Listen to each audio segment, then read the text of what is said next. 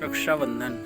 मैं आज आपको अपनी बड़ी बहन के बारे में कुछ बताना चाहता हूँ। मेरी दीदी जो मुझे माँ जैसा प्यार करती थी। जब मैं छोटा था तो माँ एक प्राइवेट स्कूल में पढ़ाने जाती थी और पापा शुगर मिल में गार्ड की नौकरी करते थे। खर्च काफ़ी था पर इनकम कम थी। घर पर मैं और मेरी दीदी पूरे दिन अकेले रहते थे। माँ पापा काम पर चले जाते थे। मैं अभी दूसरी कक्षा में ही था और मेरी दीदी 9वीं क्लास में आ गई थी। मैं छोटा था और ऊपर से पैसे की तंगी के कारण स्कूल जाने का साधन की व्यवस्था भी नहीं थी। घर से स्कूल बहुत दूर था। जब मैं अपनी दीदी के साथ स्कूल जाता तो दीदी मेरा हाथ पकड़कर चलती। मैं रास्ते में ही रोने लगता और नीचे बैठ जाता। दीदी बोलती, क्या हुआ है तुझे बाबू? मैं गुस्से में शांत बैठा रहता। फिर वो मेरे सर पर हाथ फेरती और पता नहीं कैसे अपने आप ही समझ जाती कि मैं पैदल चलकर थक गया हूँ। फिर दीदी अपने स्कूल के बैग के साथ साथ मेरा बैग और मुझे भी गोद में उठा लेती और बहुत दूर तक यूं ही चलती रहती थी, मानो वो कभी थकती ही ना हो। फिर स्कूल से वापस आने पर भी वो मुझे ऐसे ही लेकर आती। जब हम घर आ जाते तो सबसे पहले दीदी मेरी ड्रेस बदलकर कुर्सी पर बैठाती और मेरे पैर दबाने लगती। तब तक माँ भी घर आ जाती थी।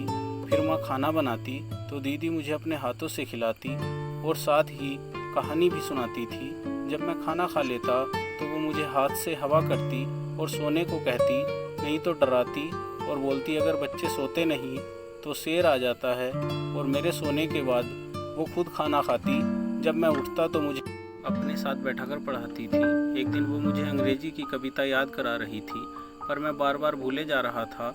तो दीदी ने कहा, बस तुमसे नहीं होगा, मैं तुझे समझा समझा कर थक चुकी हूँ। तू मेरे लाड प्यार से बिगड़ गया है, ला अपना हाथ आगे कर। जैसे ही मैंने हाथ आगे किया, गुस्से में आकर दीदी ने मेरे हाथ पर एक छड़ी मार दी। मैं बहुत तेज से रोने लगा। तब दीदी बोली, कमरे में मत रो, जा बाहर निकल जा और आज तुझे खाना भी नहीं दूंगी, तुझे मैंने ज़्यादा ही सर चढ़ा लिया है। मैं बाहर आकर ज़ोर ज़ोर से रोने लगा और दीदी ने तेज से कमरे का दरवाज़ा बंद कर लिया। माँ बोली, चुप हो जा बेटा, उसने गलती पर ही तो मारा है, नहीं तो वो तुझसे बहुत प्यार करती है। पर मैं रोते रोते बोला, मुझे नहीं चाहिए ऐसी दीदी जो मुझे मारती हो। पर कुछ देर रोने के बाद मुझे दीदी से मिलने का मन करने लगा। मैंने माँ से कहा, माँ दीदी को बुलाओ ना बाहर, देखो उनसे कहो मैं चुप हो गया हूँ। माँ बोली, तू खुद ही जाकर बुला ले। मैं दरवाजे पर पहुँचा तो देखा कि दरवाज़ा खुला हुआ है। मैंने चुपचाप अंदर देखा तो दीदी मुंह पर दोनों हाथ रखकर रो रही थी। मैं अंदर गया और दीदी के पास बैठा और उनसे बोला, दीदी आप क्यों रो रही हो? मुझे मारा तो खुद ही रोने लगी। पर दीदी कुछ नहीं बोली, बस सिसकती हुई रोती जा रही थी।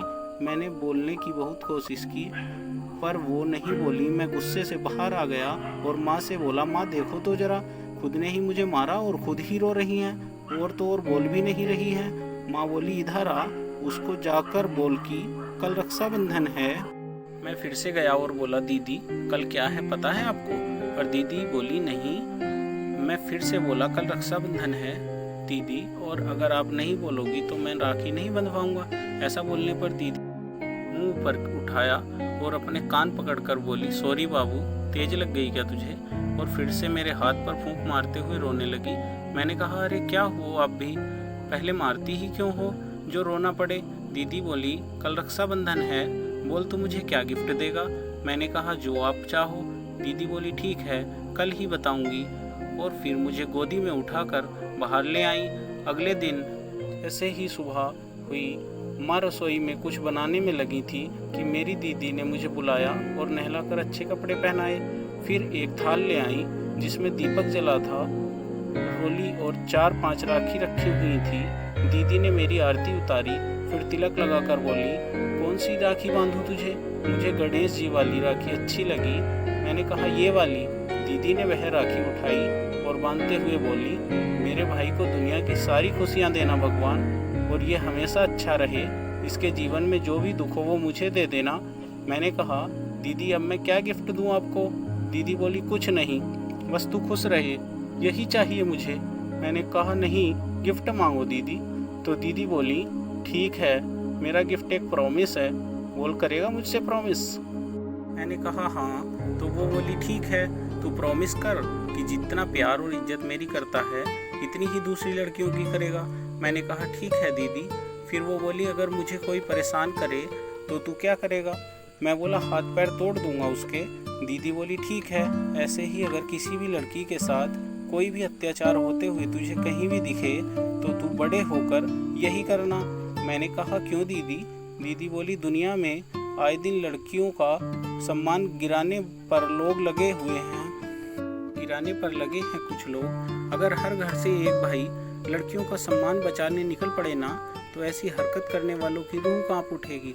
मैंने कहा पर दीदी जब लड़कियों के साथ कुछ होता है तो वहाँ खड़े लोग तो तमाशा देखते हैं और वीडियो बनाने लगते हैं। मैंने देखा है न्यूज़ पर, कोई क्यों नहीं बचाता उनको? क्या वो लोग उसको अपनी बहन नहीं मानते?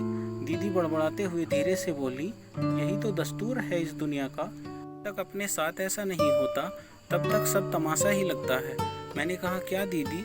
दीदी बोली कुछ नहीं, क्योंकि उन लोगों के पास मेरे जैसी बहन नहीं होती है जो उन्हें समझा सके और तेरे जैसा भाई नहीं होता जो समझ सके। और फिर मेरे माथे पर प्यार करके हंसने लगी।